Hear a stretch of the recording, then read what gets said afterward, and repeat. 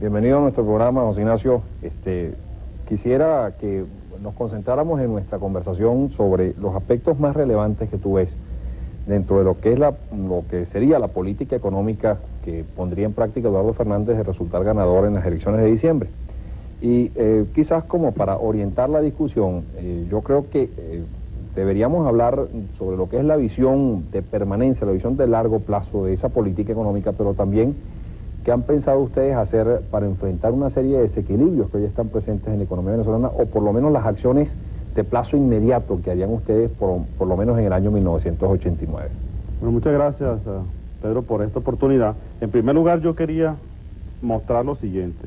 Nosotros llegamos a la conclusión de que a lo largo de los 30 años de democracia, especialmente en los últimos 15 años, Venezuela ha sufrido un proceso de deterioro de un modelo económico basado pues en los criterios de la CEPAL, de la sustitución de exportaciones y del papel relevante del Estado a través del gasto público, que ya no tiene vigencia.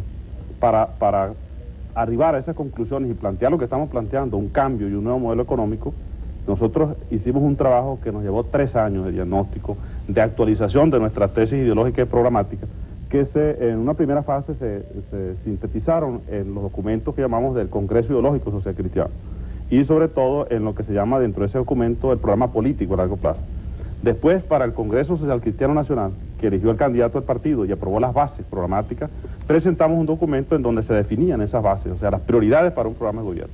Y finalmente, nuestro candidato presentó hace un mes un documento que conceptualizamos como la plataforma para un programa de gobierno.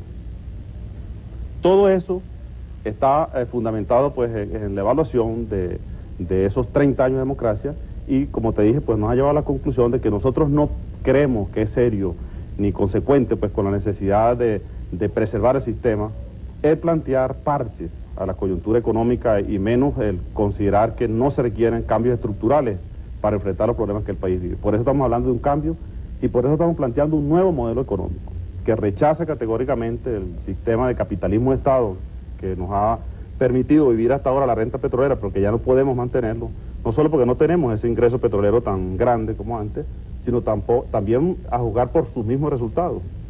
Entonces estamos planteando un cambio que se fundamenta en un sistema de economía abierta, competitiva, y en donde el Estado cumpla el papel fundamental de preservar el bienestar colectivo y establecer un marco macroeconómico de condiciones para que sea el sector privado de la economía el que enfrente con el apoyo del Estado dentro de estas características el reto de resolver los problemas críticos y producir los cambios estructurales que el país requiere para enrumbarse hacia un desarrollo menos dependiente del petróleo y hacia una economía de apertura, pues.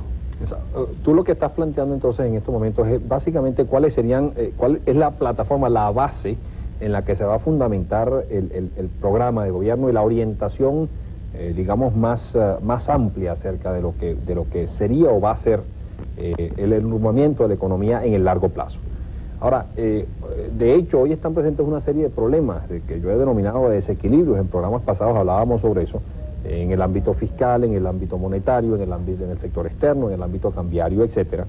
¿Qué van a hacer ustedes básicamente en el plazo inmediato? Porque eso es una cuestión que hay que atacarla de entrada. Sí, no. ¿Qué harían ustedes para enfrentar esos problemas y corregir esos desequilibrios que hoy están presentes en la economía?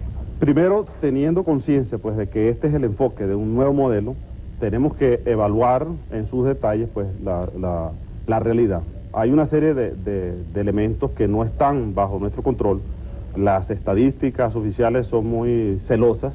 Necesitamos tener todos los elementos a la mano para, en algunos de los ajustes fundamentales, poder apuntar con precisión al blanco que requerimos. Pero indudablemente que hay 5 cuestiones fundamentales que sirven de marco de referencia para ese paquete de medidas coyunturales. En primer lugar, la necesidad de una lucha contra la inflación y de definir un orden monetario estable. En segundo lugar, promover la competencia y preservar un mercado competitivo, establecer desde el principio las condiciones para que en Venezuela funcione una economía de mercado. En tercer lugar, empezar a desarrollar los elementos básicos que permitan un proceso de democratización de la economía. En cuarto lugar, ese enfoque económico de ajuste tiene que tener una visión social. O sea, nosotros creemos que no puede plantearse ni para el ajuste ni para el desarrollo a largo plazo un enfoque economicista, sino que hay que tener como mira fundamental que el desarrollo económico y las políticas de ajuste tienen que considerar los impactos sociales que esas políticas tienen que producir. Pues. Y en quinto lugar, por eso hablamos del pentágono pues, del modelo, nosotros consideramos que hay que definir un sistema de planificación participativo que permita pues, que tanto el ajuste como los cambios estructurales se hagan con la mayor participación posible y dentro de un marco de concertación. Ningún partido, ningún gobierno, y sobre todo en esta situación de coyuntura, puede pretender resolver los problemas graves que enfrenta la economía y que enfrenta en general el país de una manera aislada. Necesita la activa participación de todas las fuerzas de la sociedad civil y fundamentalmente de las fuerzas políticas, porque hay muchos cambios, muchos ajustes que hay que hacer en donde se requiere pues minimizar las resistencias que estos cambios lógicamente van a producir, cambios de leyes, etcétera. Entonces nosotros planteamos como la base de ese pentágono la necesidad de la concertación. Okay. Bueno, vamos a cumplir unos compromisos. Es una serie de planteamientos por demás importantes y fundamentales que quizás lo debemos discutir en la próxima sección del programa y también pues hablar dentro de todo ese contexto, entre ese pentágono de acciones, las medidas de política económica que se vayan orientando pues a esos correctivos y al establecimiento de esas bases para enrumbar la economía en un camino correcto. Exacto. Nos hablaba José Ignacio Moreno León acerca de los fundamentos, el pentágono en que se fundamenta la política de acción de Eduardo Fernández y que sería pues el fundamento base para implantar el plan de su gobierno. José Ignacio, tú mencionabas como inclusive el primero de ese componente, de esos 5 componentes, el control de la inflación. Ustedes por lo tanto le dan una importancia capital y fundamental a la erradicación de la presión inflacionaria. Hemos comentado en programas anteriores, inclusive Miguel Rodríguez, que hablaba con nosotros la semana pasada, planteábamos la cuestión de la necesidad de erradicar o de por lo menos impedir que en la mentalidad de los venezolanos se entronizara, se perpetuara el convencimiento de que Venezuela entró, de vivir en la inflación. Exactamente, sí. Entró en una fase inflacionaria. Y yo creo que eso es algo absolutamente esencial. Yo estoy convencido de que uno de los principales objetivos que debe tener cualquier política económica en el país tiene que ser ese terror y respeto a la inflación, evitando que la misma se entronice o se perpetúe en nuestra economía. ¿Qué piensan hacer ustedes para romper, digamos, este ciclo inflacionario que hemos venido viviendo durante estos últimos años? Bueno, yo te diría que en primer lugar no se puede enfrentar este problema, que es uno de los cánceres peores que puede vivir un sistema económico, de una manera simplista. Hay una serie, o debe aplicarse una serie de medidas en lo de política de todo tipo, pues dentro del complejo de la política económica, que eviten pues que la actitud del venezolano se acostumbre a ese sistema. Pero hay cuestiones básicas que desde el principio deben asumirse como una condición fundamental para empezar la política de ajustes y que dé las bases para el proceso de activación que debe venir posteriormente. Por ejemplo, por eso vinculamos dentro de este pentágono la política monetaria, es decir, buscar la estabilidad del sistema monetario. Porque lo que ha pasado hasta ahora es que ante la caída del ingreso petrolero y el mantenimiento del viejo modelo del gasto público, el gobierno, presionado por esa necesidad de usar el gasto público, ha tratado de balancear esa brecha que ha abierto la falla pues, del petróleo a través de la creación inorgánica de dinero mediante las devaluaciones sucesivas, que desde luego alimentan pues, la inflación. Entonces el freno que hay que darle a eso es un manejo diferente de la cuestión monetaria, de la cuestión cambiaria fundamentalmente.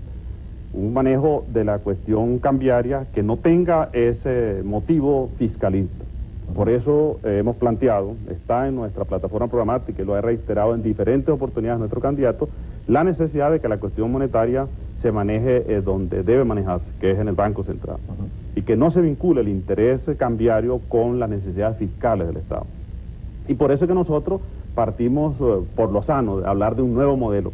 Mientras sigamos con el viejo modelo del gasto público y tengamos estas condiciones que a mi juicio van a prevalecer por varios años, de un ingreso petrolero estancado, más o menos fluctuando entre los 8.000 o 10.000 millones de dólares, vamos a tener esta presión fiscalista. Sí, pero entonces se plantea por la necesidad de que el Estado se redimensione, de que se implementen mecanismos que permitan flujo de inversiones extranjeras, repatriación de capitales, etcétera, y que el sector privado de la economía asuma el rol fundamental del desarrollo económico. Sí, pero mira, José Ignacio, tú planteas una serie de cosas indiscutibles y de mucha importancia, pero también reconoce, por ejemplo, que hay un déficit en el sector público. Es decir, el sector público hoy está gastando mucho más de lo que le ingresa, en buena medida porque sus ingresos se han visto mermados por la debilidad en el mercado petrolero, y segundo, porque ha llevado una política expansiva de gasto.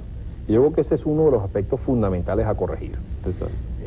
¿Qué acciones específicas, por ejemplo, visualizarían ustedes para corregirlas? Y antes de pasarte la palabra, hay algo que es lo siguiente: si efectivamente se quiere fomentar o crecer hacia afuera, que es otro de los aspectos fundamentales del Pentágono de que tú hablabas minutos atrás, es necesario crear, por ejemplo, un ambiente propicio para el desarrollo de las inversiones orientadas a la exportación, para que realmente se venda y se crezca hacia afuera, vendiendo hacia afuera. Sí, sí. Y uno de los aspectos esenciales que tiene que tener esa política tiene que ser el aspecto cambiario, que haya un esquema cambiario dinámico, permanente, que le permita o le dé capacidad competitiva a nuestros productos en el exterior. Sin embargo, ese dinamismo cambiario genera ingresos para el Estado, porque cada vez que uno ajusta el tipo de cambio, lo que se produce una transferencia del sector privado hacia el sector público, y por lo tanto es una fuente adicional. Sobre todo en un fisco como el nuestro, en donde el ingreso petrolero es fundamentalmente, es decir, es el ingreso del fisco. Pues. Exactamente. Entonces, digamos, ¿qué piensan hacer ustedes para cerrar, digamos, esa brecha en el ámbito fiscal tan esencial y fundamental y causante de tantos problemas dentro de nuestra economía? Bueno, el nuevo esquema, al pasar al Banco Central el manejo de la política monetaria y al establecer un sistema mediante el cual no sea el gasto público el elemento motorizador del desarrollo, va a permitir que esa presión fiscalista que se ha venido ejerciendo hasta ahora sobre la política monetaria no sea más un desideratum en materia cambiaria. Cuando hablamos de una economía de apertura, nosotros pensamos que indudablemente la materia cambiaria o la política cambiaria tiene que estar en línea con esa necesidad de hacer competitivas nuestras exportaciones en el exterior. Pero no pensamos que se debe crear una competencia o una posición competitiva artificial a través de una tasa de cambio. Ni pensamos que se debe crear artificialmente una restricción a las exportaciones a través de la tasa de cambio. Para eso está el arancel. Es decir, no darle a la política cambiaria un rol determinante pues dentro del esquema, sino un papel como debe tener pues la política fiscal y todas las demás políticas que juegan dentro del conjunto de las políticas económicas. Bueno, pero de hecho... Con esta nueva posición del Estado, ¿no? Sí, pero de hecho, digamos, el aspecto cambiario, la variable cambiaria es una variable fundamental y que debe ser utilizada como una variable política económica con el suficiente dinamismo para que, manejada en forma correcta y racionalmente, juegue ese papel protagónico y esencial. Y yo creo que en materia pues de todo lo que es la restricción de las importaciones no necesarias y el fomento de las exportaciones, el manejo racional del tipo de cambio tiene que jugar un papel fundamental. Sí, pero no el único. No, o sea, nosotros no tiene creemos... que formar parte de una política integral. Sí. Pero nosotros creemos que hay que ir hacia la unificación cambiaria. Nosotros creemos que hay que definir una tasa de cambio realista, una tasa de cambio que se ajuste en función de las realidades tanto internas como de la economía internacional. Cuando nosotros tenemos una economía que de hecho está internacionalizada por el petróleo, pero si queremos diversificarla, tenemos que manejar la cuestión cambiaria en función de ese interés de diversificación. Pero lo que te quería decir es que si en algún aspecto se puede establecer una línea de diferencia entre el modelo viejo y lo que nosotros estamos proponiendo, es que no descansa el esfuerzo de ajuste y el esfuerzo de reactivación en manipulaciones cambiarias para cerrar la brecha fiscal, porque estamos planteando un modelo en donde no es el gasto público el factor fundamental de la reactivación, sino una nueva actitud del Estado que facilite y libere hasta donde sea posible en función de las condiciones del mercado la actividad económica, para que a través de la producción y la productividad Venezuela realmente se enrumbe en una economía diversificada y se enganche pues dentro de los mercados internacionales. Ahora, tú hablabas también, por ejemplo, de un aspecto por demás importante, que es la consecución de un objetivo de unificar el cambio. Yo creo que nadie cuestiona que ese debe ser uno de los objetivos esenciales que se busquen como parte de la política económica, tratar de llegar a un cambio único, eliminar. Sin embargo, hoy existen dos tipos de cambio que se diferencian en más de 150%.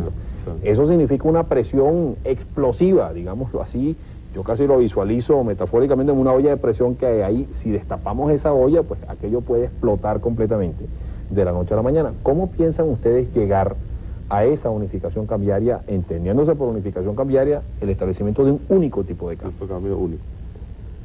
Mira, sería apresurado, quizás aventurado, explicar los detalles del cómo a estas alturas, Por eso te decía al principio que nosotros estamos precisos y tenemos inclusive proyectos específicos en materia de los cambios estructurales, pero en materia del ataque a la coyuntura, que es el elemento prioritario, porque el gobierno no puede pensar a largo plazo si se resuelve el problema con que se va a encontrar, que no es solamente un problema económico, y yo me quería referir posteriormente hacia otros aspectos que giran alrededor del problema económico, pero que no son fundamentalmente económicos. No se puede obviar pues este problema, pero no podemos descubrir o anunciar en estos momentos las características de esas estrategias inmediatas para lograr esos ajustes hasta que no hagamos una evaluación completa de en qué situación realmente se va a encontrar el país cuando nos toque pues asumir las responsabilidades del gobierno, cuando le toque al tigre iniciar el proceso de la democracia nueva. Ahora, pero estos objetivos fundamentales de unificación cambiaria, de buscar la estabilidad pues de nuestro signo monetario, de empezar a inducir los cambios fundamentales hacia ese nuevo modelo, lo estamos implementando en una serie de estrategias que los iremos ajustando, y por eso no hablamos de un programa de gobierno, sino una plataforma programática, a medida que vayamos teniendo pues al detalle pues los elementos que nos van a permitir tener ese diagnóstico exacto de la realidad que vamos a enfrentar. Ahora, digamos, cambiando un poco hacia el aspecto monetario, digamos que tú también te has referido. Tú decías que en el gobierno de ustedes se le daría absoluta autonomía, digámoslo, hacia el Banco Central, y sería el Banco Central quien manejaría la cuestión monetaria. Como el Banco Central ha sido uno de los organismos que más ha intentado durante los últimos años introducir correctivos a las tasas de interés que están artificialmente bajas, eso significa que ustedes efectivamente le dejarían libertad a la autoridad monetaria para que esas tasas de interés se fijaran de acuerdo a la serie de parámetros que deben determinar esas tasas. Indudablemente, la libertad en este sentido no puede ser restringida, porque no sería libertad, sería mediatizar pues la función del Banco Central como ha sido hasta ahora. Yo creo que nosotros tenemos que sincerar la economía. Creo que el país está preparado para eso. Creo que el país está preparado para los ajustes requeridos, porque no solamente son requeridos, sino que son imprescindibles para poder enfrentar la crisis y enrumbar al país en función de sus inmensos recursos, dentro de unas condiciones de restricción inicial, pero que van a permitirnos lograr pues esa economía diversificada y menos dependiente del petróleo. Pero yo no quería soslayar pues una circunstancia muy especial, y que creo que a 3 semanas de las elecciones es bueno que la gente advierta.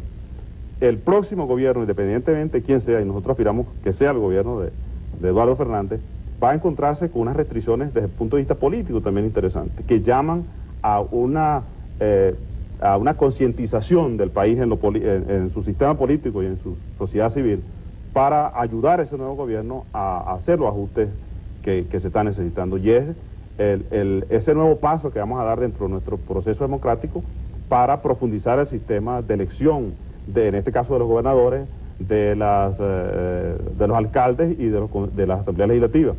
Es decir, que en los primeros 6 meses del gobierno pudiera caerse en la tentación de no tomar medidas si no se consigue ese consenso, iniciar una especie de pacto como el pacto de Punto Fijo, por lo menos durante ese periodo, para que no se caiga en la tentación de esperar 6 meses más hasta después de este proceso eleccionario, cosa que a mi juicio será muy grave para el país. Quería hacer una advertencia porque en este programa estamos a 3 semanas del proceso electoral, y creo que es una responsabilidad del estatus político el llamar la atención sobre ese tema. Yo creo que se va a dar un paso muy importante con la elección directa de los gobernadores y con estos otros 2 procesos eleccionarios, pero que eso va a mantener, o puede caerse en la tentación de mantener paralizado, como hasta ahora se ha mantenido, la toma de estas decisiones tan fundamentales.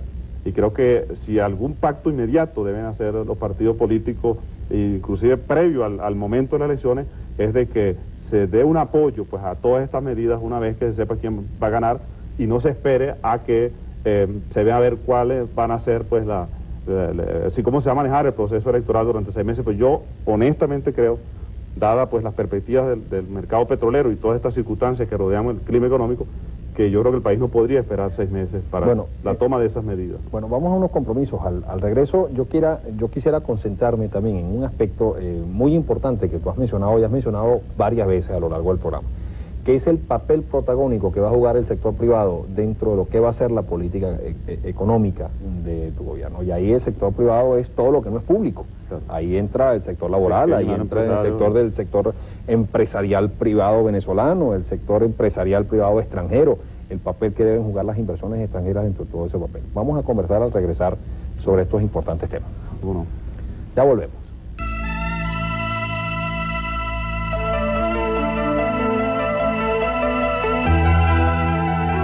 Fernández, se le daría una importancia capital al papel protagónico o un papel protagónico a todo lo que es el sector privado, entendiéndose por tal sector laboral, empresarial privado local, empresarial o privado extranjero.